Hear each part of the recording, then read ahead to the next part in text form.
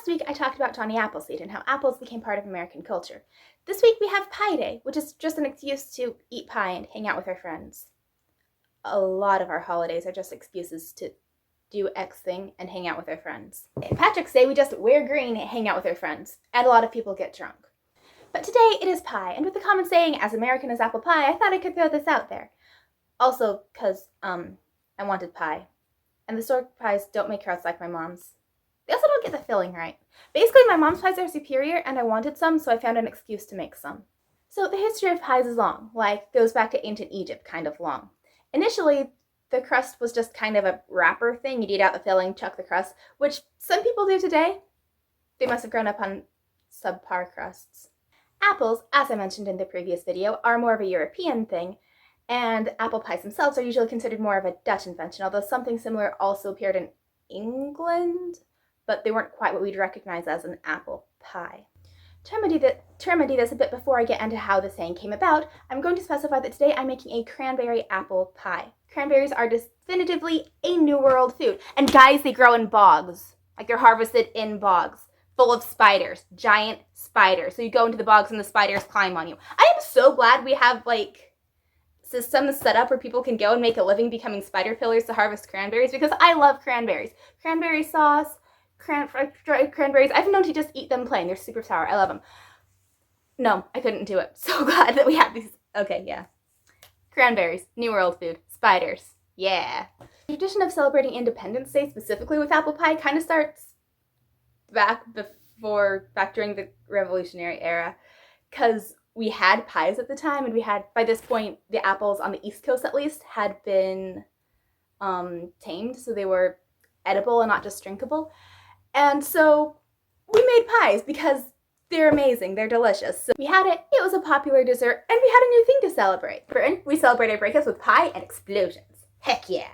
Apples did become a lot more of a common thing after Mr. Chapman's efforts, and after the word is not tamed. What is the word I'm looking for? However, it should be noted that back then a lot of the pies were still a lot more savory than the ones that we have today.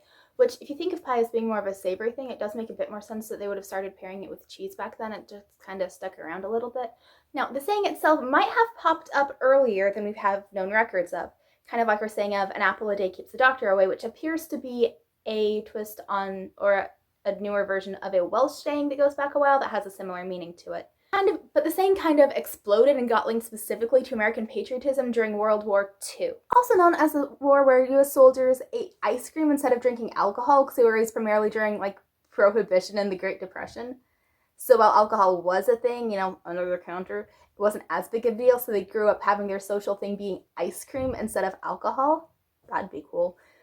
And so they would do some crazy things to get ice cream, but we're not talking about the history of ice cream in World War II. Point being, dessert was kind of a big deal for these guys. It said that a lot of these soldiers, when asked why they were serving, said, "For Mom and apple pie."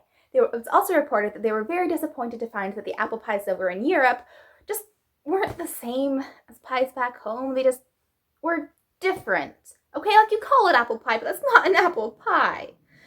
So that's kind of started some of the idea of apple pies as we know them being an American thing, because European apple pies just ain't cutting it, guys. While the specific type of pies that we have may be more unique to the US, the concept of pies still goes back a way. So are you going to argue that apple pies are American versus Dutch versus whatever?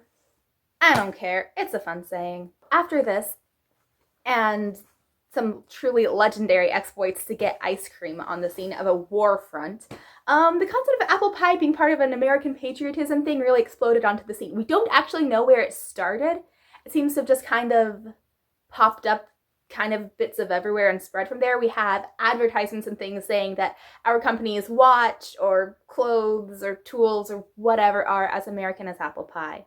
More recently, the saying motherhood and apple pie has developed two meanings. The first is kind of a nice feel-good, homey, nice thing. It's just, some nice, good thing that no one could reasonably be against. How could you be against motherhood and apple pie? Come on. Second is more derogatory, and I don't think it's going to be sticking around because it's deriding those two things to some sort of trite little cutesy thing of a bygone era that doesn't really do it anymore. Honey, you've got a big storm coming, because let me tell you, that's deriding our mamas and their cooking, and that's not going to stick around, sweetheart, okay? Thanks. So, apple pie. An American-ish, yeah, Okay, American tradition, going back all the way to the colonies. We might have some minor disagreements on the proper ways to make them, how to make the crust, what exact proportions and ratios of spices to use in the fillings, but at the end of the day, it's apple pie. So this Pie Day, celebrate weirdly unending circular numbers, and remember the reason why we fight, for Mom and apple pie. They must have grown up on subpar crusts. Poor unfortunate soul. 3.14159, this is pie.